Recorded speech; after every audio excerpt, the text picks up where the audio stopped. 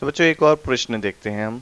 NCERT का question है, बहुत अच्छा क्वेश्चन है, सिंपल क्वेश्चन है, पर हमारे बेसिक के ऊपर ये फोकस करता है। तो बात क्या है कि 300 किलोग्राम की एक कोई ट्रॉली है जिसका 25 किलोग्राम रेत का बोरा है, ठीक है। घर्षण रहित पथ पर चल रही है। अब मान लीजिए ये आपकी ट्रॉली है कुछ इस तरीके से। इस ट्रॉली में ही ऊपर की तरफ कहीं, जैसे मान लीजिए ये ट्रॉली होती है ना, इस तरीके से ट्रॉली मैंने आपके लिए बना दी है, ठीक है। ये आपकी ट्रॉली है, इस ट्रॉली के अंदर ही कहीं अंदर रेत का एक बोरा पड़ा हुआ है। अब ट्रॉली चल रही है किसी स्पीड से, ट्रॉली का कुछ मास है, और इसमें से क्या होने लगती है, रेत गिरने लगती है। तो इसमें से रेत भी गिरती हुई दिखा देते हैं, मान लीजिए कुछ इस तरीके से इसमें से रेत ऐसे ट्रॉली पर ही गिर रही है। तो पूछ रहा है रेत का बोरा खाली होने के पश्चात ट्रॉली की चाल क्या होगी। तो देखें, जो कुछ भी हो रहा है ट्रॉली के अंदर हो रहा है, ट्रॉली के बाहर से तो कुछ नहीं आ रहा। दर जो हमारी रेत है, बोरा है, ये सब ट्रॉली के एक सिस्टम है, प्लस ट्रॉली एक टोटल सिस्टम है, रेत प्लस बोरा प्लस ट्रॉली। ना तो ये रेत जो है आपकी इस सिस्टम से बाहर जा रही है, क्लोज सिस्टम है, यानी कि बंद निकाय है। तो सीधी सी बात है, इस परिस्थिति में कोई भी बाहर से बल नहीं आ रहा, इसलिए ट्रॉली की चाल में कोई परिवर्तन नहीं होगा। तो हम लिख लेते हैं इस बात को, कोई बाह्य बल नहीं है, कोई बाह्य बल नहीं है, अतः ट्रॉली की चाल में कोई परिवर्तन नहीं होगा।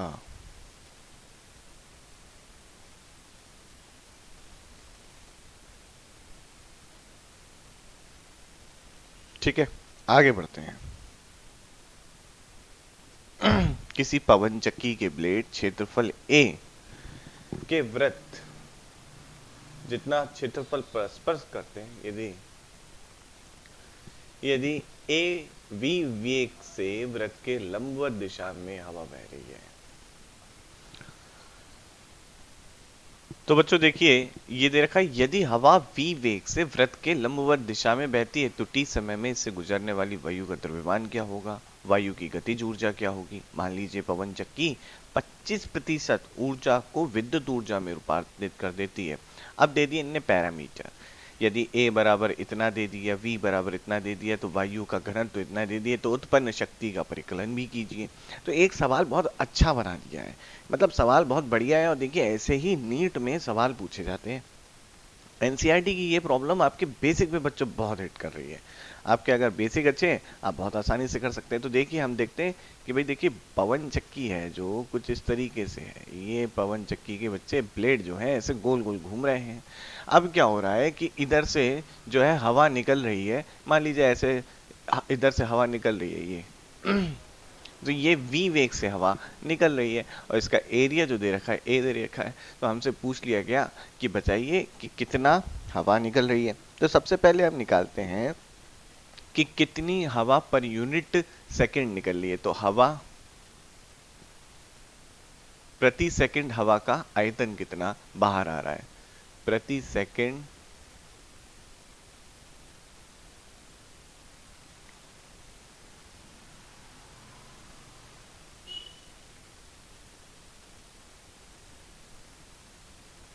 हवा का आयतन कितना बाहर आ रहा है। तो ये हो जाता है a इंटू वी। ए क्या है, एरिया, वी क्या है, वेग। देखो कैसे आ रहा होगा, जरा ध्यान से समझो। मैं कह रहा बेटा, मान लो टी सेकंड में हम देखते हैं कितना आयतन आता है। तो देखो टी सेकंड में ना ये हवा कुछ चली होगी, टी सेकंड में कितनी चली होगी, ये वी टी चल गई होगी। टी सेकंड में हवा कितनी चली होगी, वी टी चल गई होगी। ठीक है बेटा, तो हम क्या करेंगे, तो हमें देखने को मिलेगा ये हवा यहाँ पहुंची होगी, जो यहाँ से एंटर हुई होगी टी सेकंड, वो यहाँ पहुंची होगी। तो जितना इस सिलेंडर का आयतन होगा उतनी तो हवा बाहर निकल के आई है यहाँ से, उतनी तो हवा बाहर निकल के आई है साइड वन से। तो बेटा इसी का इस्तेमाल करते हुए हम क्या देख सकते हैं, तो इस सिलेंडर का आयतन बराबर होता है आपका इसका ये क्षेत्रफल और गुणा इसकी ये वाली लंबाई, और लंबाई वी टी है। तो इतना हो गया। तो टी सेकंड में इतना आयतन, तो प्रति सेकंड क्या हो जाता है, v बटे टी, जो कि आ गया a इंटू वी। यही मैंने लिखा है, प्रति सेकंड हवा का आयतन a इंटू वी आ रहा है। तो यहाँ पे हमें ये बात समझ में आ गई, प्रति सेकंड हवा का आयतन कितना है। अब आगे की बात करते हैं बच्चों, और डिटेल में जाते हैं कि घनत्व जो दे रखा है, अभी तो हम रो लेंगे इसे। तो घनत्व हवा का मान लिया रो है, घनत्व हवा का घनत्व जो है आपका वो रो है, हवा का घनत्व लिख दिया बच्चों यहाँ पे, ये है रो। तो प्रति सेकंड हवा का द्रव्यमान जो बाहर आ रहा है वो कितना है, प्रति सेकंड हवा का द्रव्यमान, तो वो कितना बाहर आ रहा है, वो हो जाएगा आपका वॉल्यूम, ये वॉल्यूम है, और गुणा डेंसिटी। ठीक है, आयतन गुणा घनत्व हो गया। चलो बहुत बढ़िया। अब टी टाइम में कितना बाहर आ जाएगा, टी समय में हवा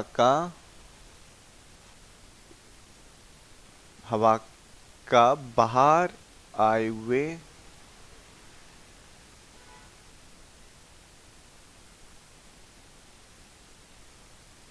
द्रव्यमान का मान कितना हो गया बच्चों, ये द्रव्यमान का मान हो जाता है टी सेकंड में A V rho into T, T हो गया। अब इसने आपसे पूछा कि क्या गतिज ऊर्जा होगी। देखो सवाल में क्या पूछा गया है, तो सबसे पहला वायु का द्रव्यमान कितना होगा टी समय में, ये हमने निकाल लिया, ये रहा वायु का द्रव्यमान, पहला पार्ट कर दिया। अब पूछ रहा वायु की गतिज ऊर्जा कितनी है, तो हम गतिज ऊर्जा और देख लेते हैं। देखो गतिज ऊर्जा का सूत्र देखो, गतिज ऊर्जा बराबर होता है 1/2 एम वी स्क्वायर। 1/2 एम का मान है ए वी रो और टी वी स्क्वायर, तो 1/2 a v cube rho T, आपका ये आ गई गतिज ऊर्जा। अब कहा क्या है कि आपकी जो वैद्युत ऊर्जा है वो गतिज ऊर्जा का 25% उत्पन्न हो रही है, तो 25% है,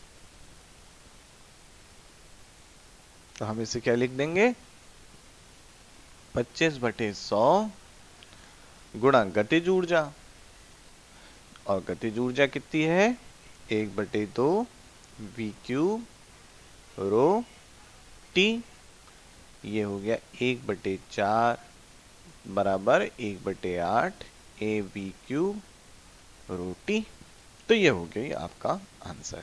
अब सारी वैल्यूज दे रखी हैं, पूछा है कि भाई कितनी पावर आ रही है, तो पहले ऊर्जा देख लेते हैं। तो ऊर्जा कितनी आ रही है, देखो ए का मान आपको कितना दिया है, ए का मान दे दिया 30 मीटर स्क्वायर, वी का मान दे दिया 36 किलोमीटर प्रति घंटा, जिसे आपने कन्वर्ट कर लिया मीटर पर सेकंड में, जिसके लिए हम किससे गुणा करते हैं 5/18 से, तो ये हो गया आपका 10 मीटर प्रति सेकंड। रो का मान दे दिया आपको 1.2 केजी प्रति मीटर क्यूब, तो यहां से आपका आ जाता है पावर। देखिए गतिज ऊर्जा बराबर कितनी है, गतिज ऊर्जा आई है 1/2 a v cube rho T, तो ये एनर्जी है, तो एनर्जी डिवाइडेड बाई टाइम बराबर क्या होता है पावर, ये हो गया है 1/2 ए वी क्यूब रो, तो ये आ गई आपकी पावर बच्चों। तो पावर का फॉर्मूला ये हो गया इस केस में, तो power is equal to 1/2 a v cube rho, ठीक है। और इसमें ए वी सबकी वैल्यू रख दी, 1/2 ए 30 है, वी आपका 10 है, रो 1.2 है, तो और साथ ही साथ ये 1/2 की जगह अब आपकी ये कौन सी पावर है, मैकेनिकल पावर है। कौन सी पावर है बच्चों, हमने यहाँ पे कौन सी काइनेटिक एनर्जी ली है ना, तो मैकेनिकल पावर है। तो इतनी मैकेनिकल पावर आ रही है। तो हमने मैकेनिकल पावर तो नहीं देखनी है, हमें देखनी है इलेक्ट्रिकल पावर। तो इसको हटा देंगे और क्या करेंगे, यहाँ पे हम लिखेंगे इलेक्ट्रिकल पावर भैया अपनी कितनी हो गई। तो इलेक्ट्रिकल पावर भी तो आपकी, यहाँ पर हम इलेक्ट्रिकल पावर का फॉर्मूला ले लेते हैं। तो इलेक्ट्रिकल पावर आपकी कितनी है, 1/8। पहले ही निकाला है, अभी देखो ये निकाला है, ये इलेक्ट्रिकल पावर। तो 1/8 AV क्यू। तो आपकी इसमें वैल्यू रख देते हैं 1/8, ए की वैल्यू 30, वी की वैल्यू 10 और रो की वैल्यू 1.2। तो ये इलेक्ट्रिकल पावर आ गई, जिसकी वैल्यू जाती है 4500 वॉट। तो एक ये अच्छा क्वेश्चन था हमारा पास। ठीक है, आगे की बात करते हैं। यदि कोई व्यक्ति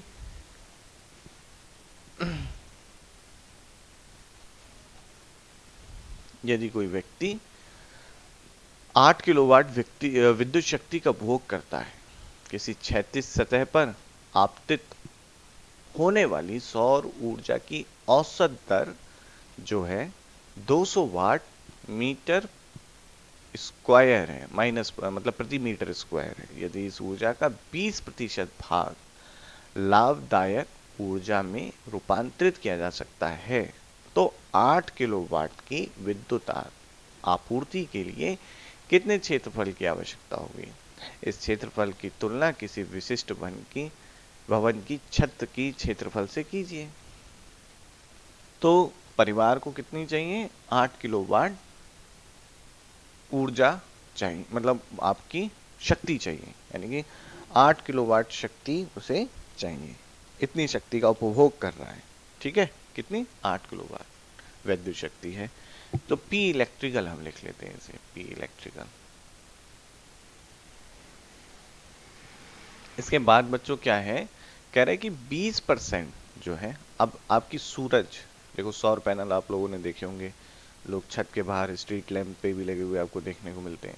तो इसमें क्या होता है, सूर्य की किरणें गिर रही होती हैं, सूर्य में भी सौर ऊर्जा होती है। तो ये कह रहा है कि भाई जो सौर ऊर्जा है उसकी क्या है, किसी क्षैतिज सतह पर सीधे आपतित होने वाली सौर ऊर्जा की जो दर है 200 वाट प्रति मीटर स्क्वायर है। तो ये जो आपकी, इसे एक तरीके से हम बोल सकते हैं इंटेंसिटी ऑफ सन एनर्जी या सनलाइट। तो इंटेंसिटी एक तरीके से दी है, ये आपको दी है 200 वाट प्रति मीटर स्क्वायर, यानी कि 1 मीटर स्क्वायर पे अगर है तो 200 वाट वहां पर हमें सौर ऊर्जा शक्ति मिल रही है। तो ये 200 वाट हो गया। तो 8 किलोवाट चाहिए हमें, और यहाँ पे तो कितना हमें क्षेत्रफल चाहिए। तो मान लिया हमने सौर पैनल का हमने क्षेत्रफल ए ले लिया, और ये जो क्षेत्रफल ए है ना, हमें प्रति मीटर स्क्वायर कितने मिल रहे हैं, 200 वाट। तो ए क्षेत्रफल पे कितनी हमें शक्ति मिल रही होगी, तो ए गुणा हम क्या करेंगे, इंटेंसिटी से कर देंगे। ठीक, तो ये हमें सन या सूर्य की शक्ति मिल रही है। अब क्या कह रहा है, ध्यान से पढ़ना, यदि इसका 20% भाग, यानी कि जो ये सन है इसका 20% भाग ही वैद्युत ऊर्जा में हमें प्राप्त हो पाता है। तो 20% के लिए 20/100 गुणा जो सन सूर्य की शक्ति है वो, तो 20/100 यानी कि 0.2, और सन की शक्ति यानी कि A/I। तो हमें कितना क्षेत्रफल चाहिए, तो इलेक्ट्रिकल पावर हमें कितनी चाहिए, हमें चाहिए 8 किलोवाट, यानी कि 8 गुणा 10⁻3 0.2 क्षेत्रफल A, और ये है आपका 200। तो ये कितना हो गया, देखिए ये हो गया 40 A 8000, एक से एक गया, तो 800/4, ये हो गया 200 मीटर स्क्वायर। तो हमें छत्र का कितना क्षेत्रफल चाहिए, 200 मीटर स्क्वायर छत्र। अब अगर माने तो जनरली जो है आपका देखें, तो अगर आपका जो छत है ज़्यादातर क्या होती है, 10 गुणा 25 ऐसे करके होती है। ठीक, तो मान लीजिए 10 गुणा 25, यानी कि आपके इस तरीके से कोई भवन है, ठीक है, आयताकार, ये 25 है, ये 10 है, तो इसकी जो छत का क्षेत्रफल होगा वो कितना हो जाएगा, 250 मीटर स्क्वायर हो जाएगा। तो और ज़्यादातर इतने ही क्या कहते हैं आपके जो घर हैं इतने ही के बने हुए होते हैं ज़्यादातर। तो मैं यहाँ पर एक मध्यम वर्गीय घर की बात कर रहा हूँ बच्चों। तो यहाँ पर जो क्षेत्रफल चाहिए हमें, जो सौर पैनल की ज़रूरत होगी उसके क्षेत्रफल की बात करें तो हमें ज़्यादा नहीं चाहिए, केवल 200 मीटर स्क्वायर ही चाहिए। तो जो कि एक सामान्य इतना हमें मिल जाता है। तो आइए बच्चों एक और सवाल देखते हैं, बहुत अच्छा सवाल है। तो एक इतने द्रव्यमान, द्रव्यमान कितना है गोली का, मैं कह देता हूं बच्चों इसे स्मॉल है, ठीक है। ये चल रही है 70 मीटर प्रति सेकंड से, जैसे मैंने कह दिया स्मॉल वी की क्षैतिज की चाल से आपके 1.4 किलोग्राम, जैसे मैं कह देता हूं कैपिटल एम, द्रव्यमान के लकड़ी के गुटके में टकराकर गुटके के सापेक्ष तुरंत ही विरामावस्था में आ जाती है। गुटके को छत से पतली तारों के द्वारा लटकाया गया है। परिकलन कीजिए कि गुटका किस ऊंचाई तक ऊपर जाता है। गुटके में पैदा ऊष्मा की मात्रा का भी अनुमान लगाइए। तो एक बहुत सीधा सिंपल क्वेश्चन है। देखिए वो कह रहा है कि जैसे कि एक ना छत से तार से गुटका बांध दिया गया।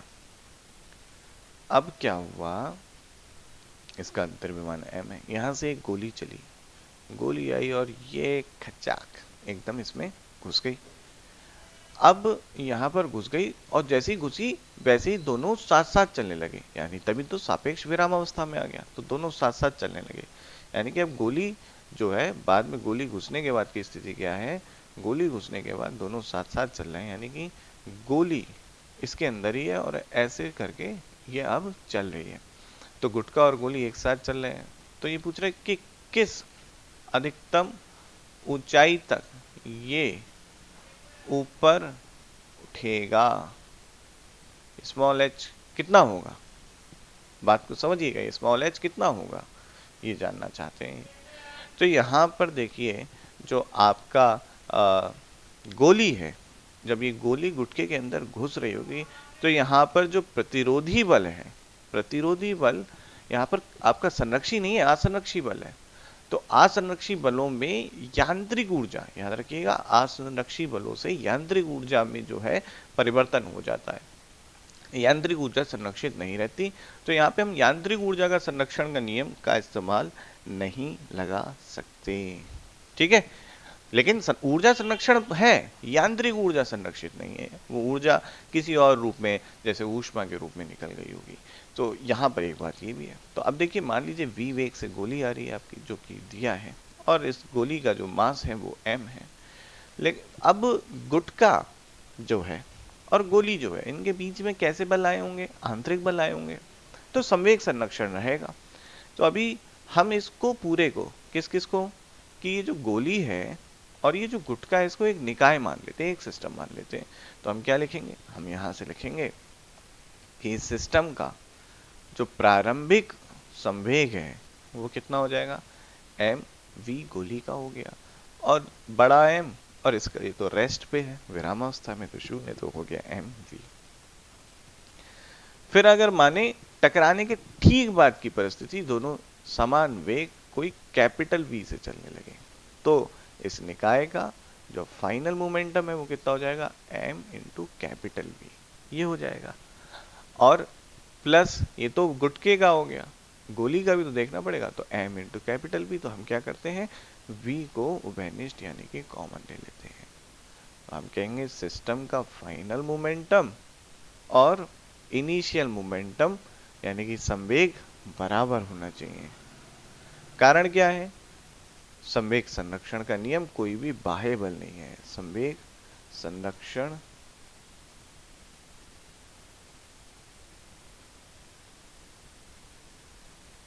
नियम से। तो हम क्या लिखेंगे यहाँ पे, स्मॉल एम वी बराबर capital M plus capital V. तो कैपिटल वी बराबर कितना आ गया, small M V capital M plus small M, यह आ गया आपका संवेग संरक्षण के नियम से। ठीक इतने वेग से ये चलने लगे हैं यहां पर। अब क्या होगा, जब दोनों साथ साथ चल रहे होंगे तो इनकी जो आप इन दोनों के पास गतिज ऊर्जा है, ये गतिज ऊर्जा जब ये ऊपर उड़ रहा होगा तो स्थितिज ऊर्जा में रूपांतरित हो रही होगी। तो इसके बाद इनकी जो भी गतिज ऊर्जा है वो सारी की सारी स्थितिज ऊर्जा में रूपांतरित हो रही होगी। तो हम यहाँ से ये लिख सकते हैं बच्चों, ये भाई गतिज ऊर्जा इतनी है, और जब ये h हाइट पे हो गया तो स्थितिज ऊर्जा उस समय सारी गतिज ऊर्जा खत्म होके स्थितिज ऊर्जा में परिवर्तित हो गई। ये गया है इतना, तो आपका जो हाइट आ गई वो आ गई आपकी v²/2g, ये हाइट आ गई। ठीक है, अब बहुत सिंपल सी चीजें हैं जो हम देख सकते हैं। सबसे पहले हम v का मान निकाल लेते हैं, जो भी हमें वैल्यूज दी हैं। तो देखिए v का जब मान निकालते हैं तो क्या मिलता है हमको, तो v स्मॉल m यानी कि गोली का जो द्रव्यमान है वो है 0.012, और कुल जो द्रव्यमान हो जाएगा वो हो जाएगा 0.4 प्लस 0.012, और वेग जो कितना है इसका 70 है। ठीक है, ये आ गया आपके सामने। तो इसका मान जो आ रहा है 2.04 मीटर प्रति सेकेंड। अब जब इसका मान रखा तो हमने हाइट निकाली, हाइट के लिए 2.04 का वर्ग 2 गुणा जी का मान हमने 9.8 ले लिया। तो जब इसे हल किया तो ये आया 21.2। बच्चों सेंटीमीटर में देना है आंसर, आप देखेंगे सेंटीमीटर मिलेगा आपको, तो 21.2 सेंटीमीटर में आंसर आ गया। ठीक है भाई, अब पूछ रहा है कि गुटके में पैदा हुई ऊष्मा की मात्रा का भी अनुमान लगाइए। तो आप देखें कि जो इसमें है ऊर्जा का ह्रास हुआ होगा, कैसे हुआ होगा, जब गोली गुटके के अंदर जारी होगी तो इसके ऊपर एक प्रतिरोधी बल आया होगा, और वहां पे घर्षण के कारण ऊष्मा उत्पन्न हुई होगी जो निकाय से बाहर निकल गई। तो ये ऊष्मा कितनी उत्पन्न हुई, हम ये जानना चाहते हैं। तो ठीक है, हम ये निकाल सकते हैं, बहुत आसान है इसको निकालना। तो देखिए, प्रारंभिक ऊर्जा हम कहें कि निकाय की अंतिम ऊर्जा माइनस प्रारंभिक ऊर्जा कर दें तो भाई इतनी ही ऊर्जा का अंतर आया, इतनी ही ऊर्जा निकाय से बाहर निकल गई हमारे और ऊष्मा के रूप में निकल गई। तो प्रारंभिक ऊर्जा जो थी वो थी भाई जो आपके गोली के पास जो थी ऊर्जा, गतिज ऊर्जा, और अंतिम जो ऊर्जा है वो दोनों साथ साथ चल रहे थे। तो अंतिम ये वाली गतिज ऊर्जा हो गई आपकी। तो जब इसे हल करेंगे बच्चों, अब v का भी मान लगा दीजिए आप, तो आपको देखने को मिलेगा क्या, देखिए ध्यान से, ये जो है आपका ये हो गया v का मान जो है स्मॉल m v बटे capital M plus small m का वर्ग, ये यहाँ से एक चला गया। ठीक है, तो आपको यहाँ पे देखने को मिल गया ये। अब हम क्या करते हैं, 1/2 mv² को कॉमन ले लेते हैं, तो इधर हो जाएगा m, एक तो m आ ही गया, माइन m बटे m स्मॉल m, और माइनस का 1 आ गया अंदर, तो ये हो गया आपका 1/2 mv²। और देखें आप इसे हल करेंगे तो आपको ऋणात्मक में मिल रहा है आंसर। तो घबराइएगा नहीं, ऋणात्मक में आ रहा है, कहीं घबरा जाए अरे ये क्या हो गया। ऋणात्मक का मतलब है कि निकाय की ऊर्जा में ह्रास हुआ, यानी कि ऊर्जा बाहर निकल गई, तो ऋणात्मक का मतलब ये है। तो यहाँ पर हो जाएगा minus m capital M v² m plus m। अब सारे मान रख दें आप तो आपको पता चलेगा ये आ जाएगा 28.54 जूल। तो इतनी ऊर्जा का आपका क्या हो गया बच्चों, ह्रास हो गया, ये बाहर निकल गई ऊष्मा के रूप में। तो एक बहुत साधारण और अच्छा सवाल था जो अभी हमने देखा। आइए बच्चों एक और प्रश्न देखते हैं कि किसी रूक्ष का मतलब यहाँ पे जो है ये रफ है ना, और द्रव्यमान कैपिटल M है आपका, द्रव्यमान का, अब ये आपका स्प्रिंग कांस्टेंट है, तो कैपिटल M हम अभी लिख लेते हैं 1 kg है, जो स्प्रिंग कांस्टेंट है K वो हमारा 1000 है। ठीक है, अब स्प्रिंग बिना किसी स्थिति में छोड़ा जाता है गुटका विरावस्था आने में 10, तो जो गुटका है वो x मान लो नीचे खिसक जाता है जिसके मान 10 सेंटीमीटर है, जिसे हम 1 मीटर भी कह सकते हैं, माफ कीजिए 0.1 मीटर बच्चों। ठीक है, क्योंकि बटे 100 होगा तो 0.1 मीटर भी कह सकते हैं। गुटके और आनत तल के मध्य क्या घर्षण गुणांक रहा है, तो देखें, तो सबसे पहले मैंने आपको बताया है कि असंरक्षी बलों द्वारा किया गया कार्य बराबर होता है निकाय की यांत्रिक ऊर्जा में परिवर्तन। ठीक है, तो देखें आप, कुछ इस तरीके की परिस्थिति है यहाँ पे। मैंने कहा कि जो गुटका है आपका, वो जो है x नीचे गया है, तो x इस दिशा में चला है। ये देखें, इस दिशा में x ऐसे चला है, ऐसे करके x नीचे गया है। तो ये प्रारंभिक स्थिति थी और ये नीचे x इधर चला गया है। तो अब देखें कि क्या हुआ होगा, किसी ऊर्जा में ह्रास हुआ है और किसी ऊर्जा में परिवर्तन हुआ। क्या क्या होगा कि गुटका देखिए आपका कितना नीचे चला गया, ऊर्ध्व में इतना नीचे चला गया। ये कोण तो थीटा है, तो अगर आप देखें तो ये जो आएगी आपकी, मैंने कह दिया ऐसे ए बी सी, तो साइन थीटा लगा के देखिएगा। साइन थीटा बराबर क्या होता है भाई, आपका ए बी बटे ए सी, और ए सी तो एक्स है, तो ए बी आपकी जो हाइट, जितना हाइट ये नीचे गिरा है, एच बराबर हो जाएगा एक्स गुणा साइन थीटा। ठीक, बात सही है। अब और बात करते हैं, तो इसकी जो यहां पर स्थितिज ऊर्जा है और यहां पर स्थितिज ऊर्जा है, उसमें अंतर आ गया। तो स्थितिज ऊर्जा में हुआ ह्रास, कितने का हुआ, माइनस एम जी एच, जो कि बराबर हो गया minus M G X sine theta के। इतनी इसकी स्थितिज ऊर्जा में बच्चों ह्रास हुआ। आगे बात करते हैं। अब देखिए कि स्प्रिंग तो खिंचा ना, तो स्प्रिंग की जो है आपकी जो एनर्जी है स्प्रिंग की, मैं ये कहा भाई ग्रेविटेशनल पोटेंशियल एनर्जी यानी कि गुरुत्वीय ऊर्जा है, गुरुत्वीय स्थितिज ऊर्जा। तो जो स्प्रिंग की आपकी कौन सी ऊर्जा, स्प्रिंग की आपकी इलास्टिक एनर्जी या पोटेंशियल एनर्जी है, मैं कहूँ इलास्टिक पोटेंशियल एनर्जी, तो उसके अंदर कितना परिवर्तन हुआ, वो तो बढ़ गई। क्योंकि भाई पहले कैसे था, बिना खिंची अवस्था में कोई ऊर्जा नहीं थी, बाद में खिंच गया तो ऊर्जा में परिवर्तन आ गया। तो वो कितना हो गया, कितने से खिंचा, x से, तो हमें पता चला के एक्स बराबर हाफ के एक्स स्क्वायर आ गया। और पहले भी ये विराम अवस्था में था, बाद में भी ये विराम अवस्था में था, तो इसकी जो गतिज ऊर्जा है उसमें कोई परिवर्तन नहीं आया, वो हो गई शून्य। अब इस पे क्या लग रहा है, घर्षण। तो घर्षण ने कुछ बल किया होगा, मतलब कार्य किया होगा। वो कार्य कैसा, ऋणात्मक है भाई, वो कार्य कैसा है, ऋणात्मक है। अब वो कार्य कितना है, तो देखिए माइनस एफ आर और एक्स। अब एफ आर बराबर कितना होगा, तो ध्यान से देखें यहाँ पे, देखिए गुटके पे इस दिशा में अभिलंब प्रतिक्रिया, इधर इसका वेट की वजह से एम जी इधर, और इधर आ जाता है आपका एम जी कॉस थीटा, इधर आ जाता है आपका एम जी साइन थीटा। तो यहां पे हम देखेंगे भाई घर्षण बराबर क्या होता है, घर्षण बराबर होता है आपका काइनेटिक फ्रिक्शन है म्यू के इंटू एन, और म्यू के की वैल्यू कितनी है भाई, ये हमें ज्ञात करनी है, एन की वैल्यू बराबर एम जी कॉस थीटा। तो ये एफ आर के आ गया आपका। तो हमने एफ आर के यानी कि एफ आर यानी कि घर्षण बल की बात करी, तो घर्षण बल आ गया आपका म्यू के M G cos theta into X, ये आ गया डब्ल्यू एफ आर की वैल्यू आ गई हमारे पास। तो हमने क्या पढ़ा है, हमने पढ़ा है कि निकाय की ऊर्जा में परिवर्तन असंरक्षी बल द्वारा किए गए कार्य के बराबर होता है। तो आपकी असंरक्षी बल जो है घर्षणी है, और उसने कितना कार्य किया है, mu M G X cos theta बराबर आ गया आपका जो भी ऊर्जा में परिवर्तन हुआ, जो कि पोटेंशियल एनर्जी में ही चेंज हो रहा है, गतिज ऊर्जा में तो शून्य हुआ, फिर भी मैं लिख देता हूँ यहाँ पे।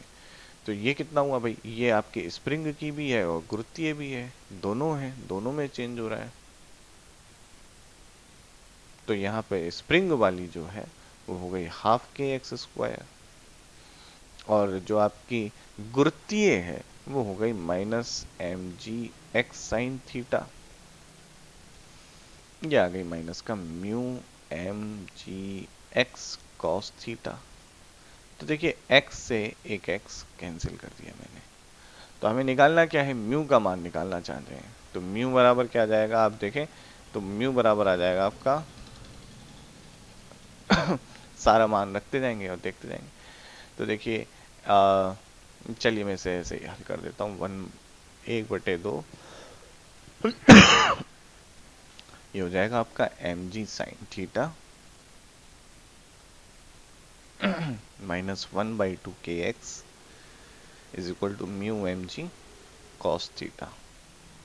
तो म्यू बराबर हो जाएगा आपका टेन थीटा, ये एम जी कॉस थीटा चला गया बटे में ना, और एम जी कॉस थीटा इधर आ गया के एक्स, इतना आ गया बच्चों आपका ये। ठीक है, अब आपके पास के का भी मान है, थीटा का भी मान है, टेन थीटा, टेन 37 थीटा आपको 37 डिग्री दे रखा है। के का मान आपको 1000 दे रखा है। एक्स का मान 0.1 दे रखा है। और यहाँ पे आ गया आपका एम जी, एम का मान आपका गुटके का द्रव्यमान भी दे रखा है, और गुटके का द्रव्यमान 1 किलो दे रखा है। जी का मान हम 9.8 और कॉस 37 जो कि आपका 0.8 होता है, सारा मान रख देते हैं। बच्चों यहाँ पर के की वैल्यू 100 दे रखी है, 1000 नहीं, मैंने पीछे गलती से गलत मिस्टेक कर दी, ये 1000 है। 1000 नहीं है, 100 है। ठीक है, इसको करेक्ट कर लीजिएगा, ये 100 है। तो आपका ये आ जाता है, इसे हल कर लेते हैं भाई। ठीक, एक एक मान रख के, तो जब बच्चे उसे हल करते हैं तो ये आ जाता है आपका 0.127, ये आ जाता है आपका घर्षण गुणांक 0.127, और ये आंसर है। तो एकदम अच्छी प्रॉब्लम है, एक अच्छी प्रॉब्लम है, बेसिक है पर अच्छी प्रॉब्लम है। बच्चों एक और प्रश्न देखते हैं, बहुत महत्वपूर्ण, बहुत अच्छा प्रश्न है। 0.3 kg द्रव्यमान का, जिसे मैं स्मॉल एम कह देता हूं, का कोई बोल्ट 7 मीटर प्रति सेकंड की एक समान चाल से नीचे आ रही किसी लिफ्ट की छत से नीचे गिरता है। यह लिफ्ट के फर्श से टकराता है। लिफ्ट की लंबाई दे दी है, तो इस तरीके से मान लेते हैं लिफ्ट है, इसकी लंबाई जो है h, मान लेते हैं यहाँ से बोल्ट जो है वो नीचे टकराता है। अब जब ये नीचे टकराता है तो क्या हो रहा होगा, अब ये लिफ्ट जो है आपकी किसी एक समान वेग से चल रही है। ठीक है, एक समान चाल से नीचे आ रही है और वापस नहीं लौटता, यहाँ टकरा के गिर जाता है। तो इसकी जितनी भी स्थितिज ऊर्जा थी वो कहाँ गई, वो स्थितिज ऊर्जा सारी की सारा ऊष्मा में परिवर्तित होकर निकाय से बाहर निकल गई, यांत्रिक ऊर्जा में ह्रास हो गया। अब ये कह रहा है कि यदि स्थिर होती, यदि लिफ्ट स्थिर होती तो क्या आपका इसका उत्तर भिन्न होता, तो जवाब है नहीं। कारण क्या है कि एक समान वेग से चले या स्थिर हो, दोनों हैं आपके जड़त्वीय निर्देश तंत्र, यानी कि इनर्शियल रेफरेंस फ्रेम। और गैलीलियो साहब ने एक बहुत अच्छी बात बताई थी, मैं आपको बता रहा हूँ बच्चों, ये आपको जल्दी किताबों में भी नहीं मिलेगा, एनसीईआरटी में भी नहीं मिलेगा, ये फिजिक्स की एक बहुत गहराई की बात है। गैलीलियो साहब ने ये कही थी कि जितने भी आपके ये यांत्रिक इवेंट यानी मैकेनिकल इवेंट्स हैं या मैकेनिकल प्रोसेसेस हैं, जितने भी आपके ये यांत्रिक सारी की क्रियाविधियां सभी जड़त्वीय निर्देश फ्रेम में एक जैसी होती हैं। यानी कि अगर आपकी लिफ्ट एक समान चाल से चल रही हो, या मैं कहूँ एक समान ज्यादा अच्छा है, एक समान वेग से चल रही हो, एक समान वेग से चल रही हो, या फिर स्थिर हो, ये जो आपकी यांत्रिक क्रियाविधि हुई है यानी कि मैकेनिकल प्रोसेस हुआ है, ये दोनों में सेम ही तरीके से होगा, सेम ही रिजल्ट देगा, तो इसलिए कोई अंतर नहीं आएगा। तो अब यहाँ से लिखते हैं भाई, ऊर्जा का जो ह्रास हुआ वो ऊष्मा में परिवर्तन हो गया, वो होगी mgh, और m 0.3 जी, चलिए यहाँ पे 10 ले लेते हैं, और h का मान 3 है। तो जब इस प्रकार से हम हल करते हैं तो ये 9 के आसपास हो जाता है, और अगर हम 9.8 लेते तो क्या आंसर आता है मैं वो भी बता देता हूँ। कोई बहुत बड़ा मतलब अंतर नहीं है, ऐसे राउंड ऑफ करेंगे तो वही चीज आ जाएगी, तो इसलिए फिर भी लेके देख देते हैं कि 9.8 और इसकी गुणा आपकी 0.9 से हो जाएगी, तो 8.82 आ जाएगा। तो कोई बहुत बड़ा अंतर नहीं है, 8.82 आ जाता है, कोई बहुत बड़ा अंतर नहीं है बच्चों। तो 9 से भी काम चल सकता है। तो ये आ गया आपका उत्तर, जो कि एक अच्छा प्रश्न था। चलिए एक और प्रश्न की ओर बढ़ते हैं। 200 किलोग्राम द्रव्यमान की कोई ट्रॉली किसी घर्षण रहित पथ पर एक समान चाल से गतिमान है। 20 किलोग्राम द्रव्यमान का कोई बच्चा ट्रॉली के एक सिरे से दूसरे सिरे तक ट्रॉली के सापेक्ष 4 मीटर प्रति सेकंड की चाल से ट्रॉली की गति की विपरीत दिशा में दौड़ता है, और फिर उसके बाद यह ट्रॉली से बाहर कूद जाता है। तो ट्रॉली की अंतिम चाल क्या होगी? बच्चे के दौड़ना आरंभ करने के समय से ट्रॉली ने कितनी दूरी तय करी है, ये चीज दोनों जाननी है। आइए बच्चों थोड़ा कंडीशन को एनालाइज करते हैं, जो कि बहुत जरूरी है। तो प्रॉब्लम ये का है कि ट्रॉली जो है आपकी, जिसका मैंने द्रव्यमान कह दिया कैपिटल एम है, और ये स्मॉल जो कैपिटल वी वेग से एक घर्षण रहित पथ पे चल रही है। अब आपका बच्चा मान लीजिए यहाँ पे, आपका नहीं है, मतलब ये जो बच्चा है प्रश्न में ये यहाँ खड़ा हुआ है, और ये इस बच्चे का मास मैंने कह दिया स्मॉल एम है, ठीक, यही कहा है। और कितनी दूरी पर है, ये दोनों एंड के बीच की जो दूरी है ये मैंने कह दी एल है, ये दूरी एल है, ठीक भाई, बात सही है। अब क्या कह रहा है कि भाई ये रिलेटिव टू दी ट्रॉली, यानी कि इधर की तरफ इसका वेग है रिलेटिव, किसके सापेक्ष, ये आपका इसका आपेक्षिक वेग दे रखा है हमें ट्रॉली के सापेक्ष, चलने लगता है और चलता है, फिर यहां से कूद जाता है, यहां से ये कूद जाता है।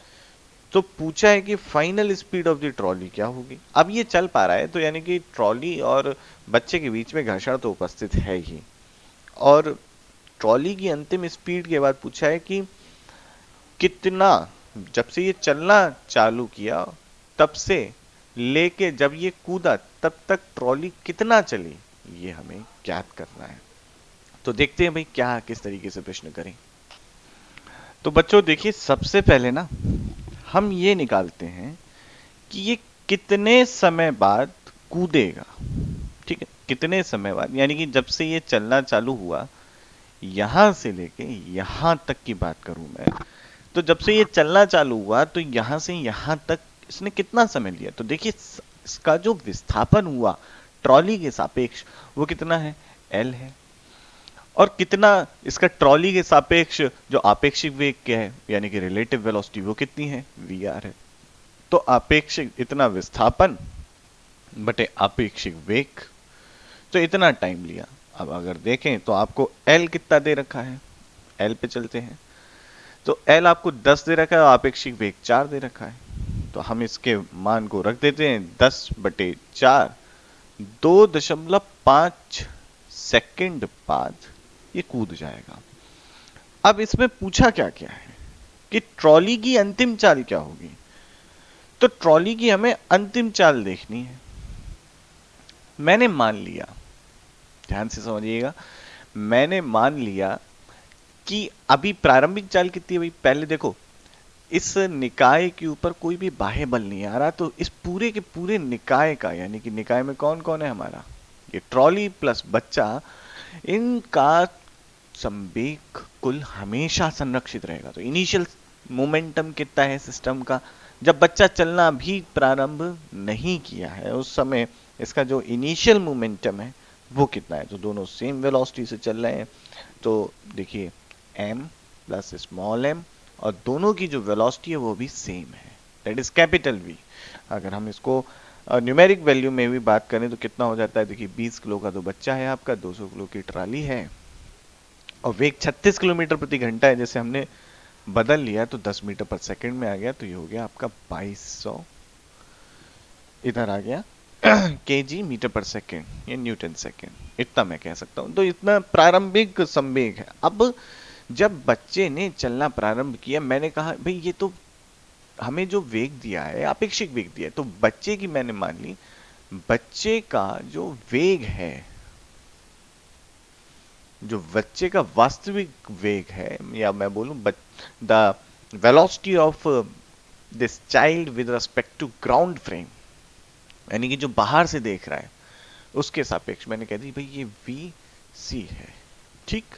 तो हम क्या लिखेंगे, V R that is the relative velocity, तो हम क्या लिखते हैं, V C velocity of child minus velocity of किसकी बेटा, अब ये किसकी वेलोसिटी, ट्रॉली की वेलोसिटी के सापेक्ष। अब ट्रॉली की वेलोसिटी क्या है, ट्रॉली की वेलोसिटी हमने मान ली जैसे ही बच्चा चलना चालू किया वैसे भाई ट्रॉली की वेलोसिटी भी तो चेंज हो जाएगी, वो हम मान लेते हैं v2, ठीक है ना, वो हमने मान ली v2, तो हमने v2 कह दी, तो क्या है vc माइनस v2, ये हो गई।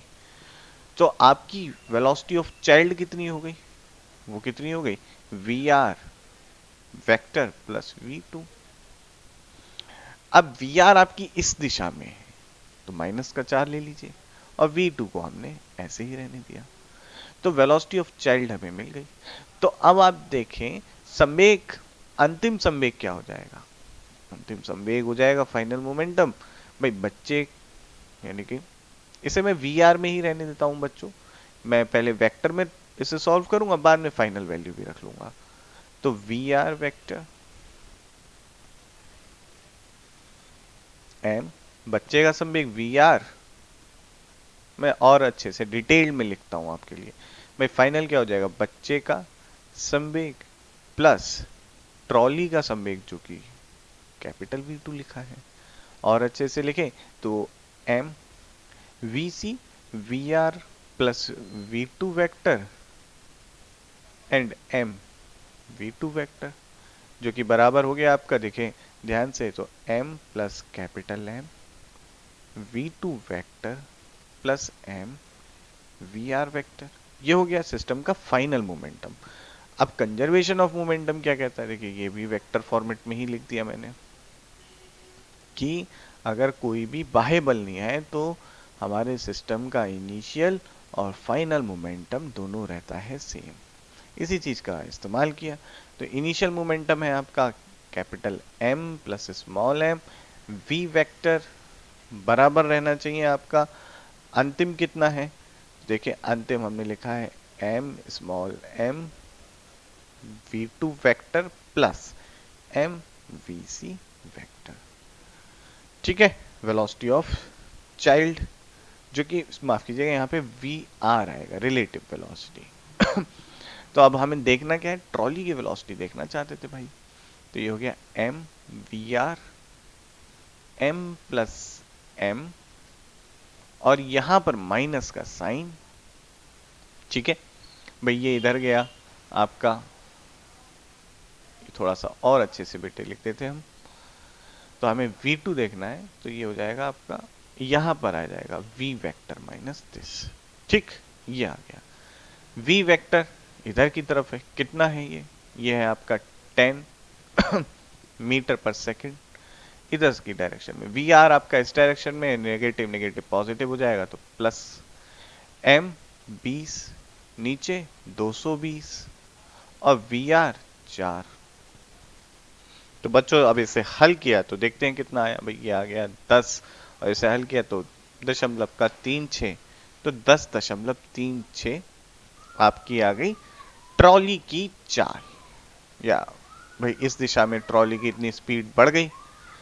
अब ये पूछ रहा है कि भाई चलो ठीक है ट्रॉली की स्पीड बढ़ गई, अब मुझे बताइए कि कितना चला हो गया। तो चलने की जो दूरी है वो ट्रॉली की स्पीड गुणा समय, और समय लगा था t, जो कि था दशमलव आपका 2.5। तो हम दोनों की गुणा कर देते हैं। तो जब इनकी गुणा करी बच्चों, तो देखिए परिणाम क्या आता है, तो आपका आ गया 25.9 मीटर। तो इतना ट्रॉली चली। बहुत अच्छा सवाल है ये, एक बहुत ही शानदार सवाल बच्चों, जो कि हमने अभी हल किया। तो देखिए यहाँ पे हमने एनसीईआरटी के बहुत सारे प्रश्नों को ले लिया है।